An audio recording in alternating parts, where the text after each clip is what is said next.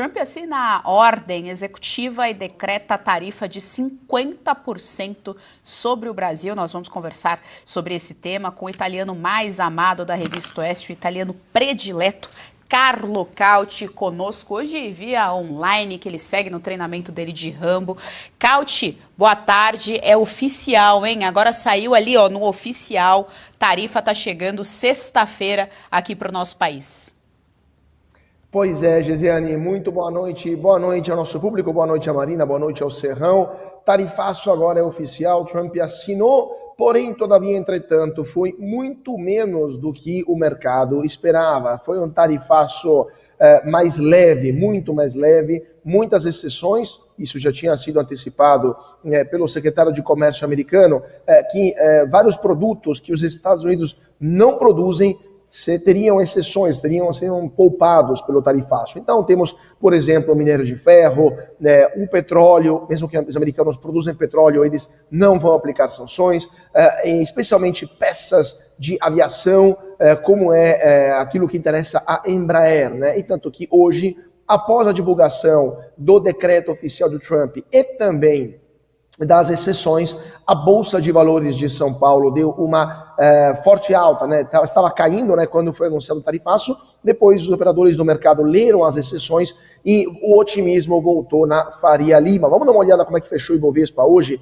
porque é claro, é evidente, vocês estão vendo, né, esta queda do Ibovespa por volta das 4 horas da tarde, né, o Ibovespa estava operando, né, no 0 a 0, depois por volta das 3 horas, queda importante, mas quando o mercado leu o número das exceções, aí voltou o otimismo e o Ibovespa acabou fechando em alta de 0,94%. Essas altas repentinas são bastante raras, né? E geralmente esses gráficos demonstram que há algum evento, né, que desencadeou, né, esse efeito na bolsa. Mesma coisa com o dólar, só que no efeito oposto, né, porque o dólar estava operando em alta nesta quarta-feira, né, estava operando em alta até as 3 horas, aliás, 3h30, quando o mercado leu o tanto de exceções que o Trump colocou no tarifaço, e o dólar caiu, então passou a cair 0,03%, R$ 5,57 para o câmbio com a moeda americana. O que está acontecendo? Além do tarifaço mais leve, além desse alívio para o mercado, é importante ler as motivações que levaram o Trump a aplicar esse tarifaço. E o Trump, nesse decreto que ele assinou, onde ele explica claramente o porquê está aplicando esse tarifaço de 50%, ele é cristalino e explica, vou ler aqui com vocês, que ações, abre aspas, ações recentes do governo do Brasil ameaçam a segurança nacional, a política externa e a economia dos Estados Unidos. Membros do governo do Brasil tomaram medidas que interferem na economia dos Estados Unidos, infringem os direitos de livre expressão dos cidadãos dos Estados Unidos, até o Trump sabe que não é cidadãos, que é cidadãos, né?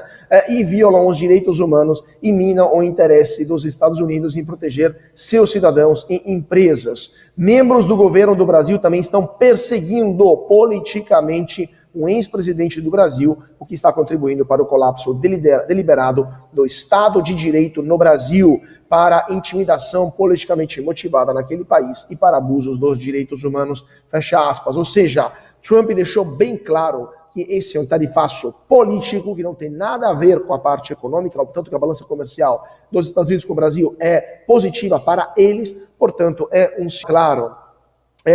sinal de que o Brasil está sim violando uma série de leis nacionais e internacionais, e Trump atuou dessa forma. Únicos 2 setores que foram tarifados, esses sim foram, com certeza, o café e a proteína animal, né? A questão da carne que é exportada principalmente pela JBS.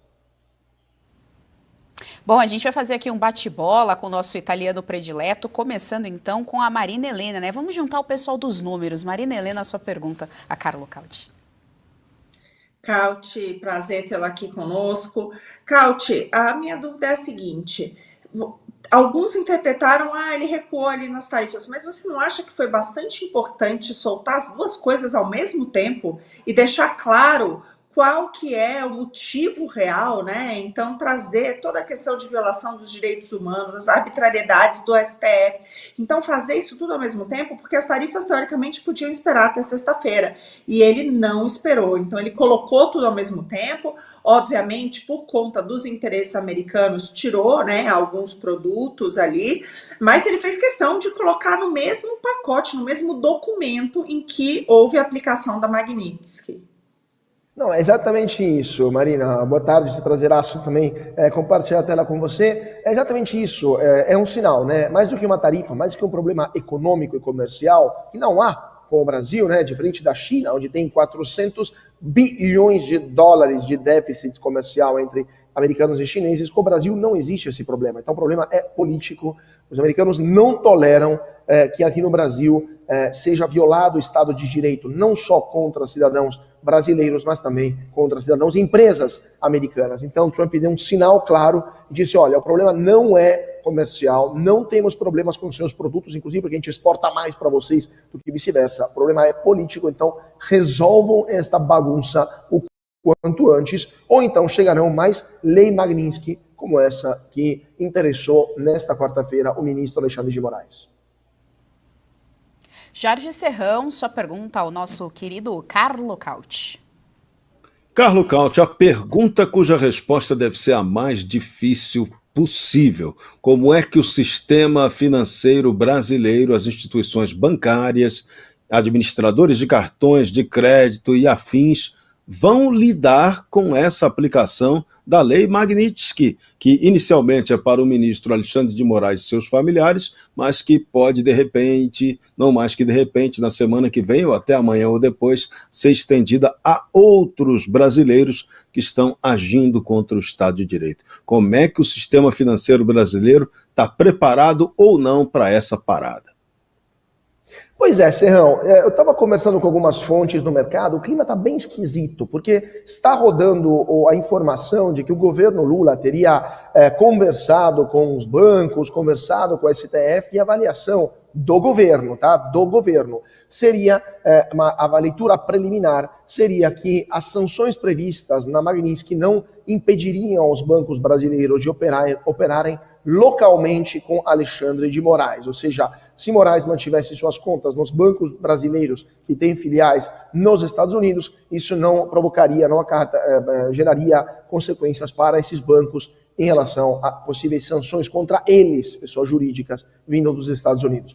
Me parece uma leitura bastante superficial, porque a lei Magnitsky ou vale ou não vale, né? Não tem meia lei Magnitsky. Então, é claro que esses bancos deverão fazer suas contas, deverão fazer suas avaliações, ao menos que eles não sejam forçados pelo Supremo Tribunal Federal por uma decisão monocrática em manter as contas abertas aqui, mas então deverão renunciar às suas operações lá nos Estados Unidos. Então é muito complicada essa situação e ainda há muita incerteza no mercado.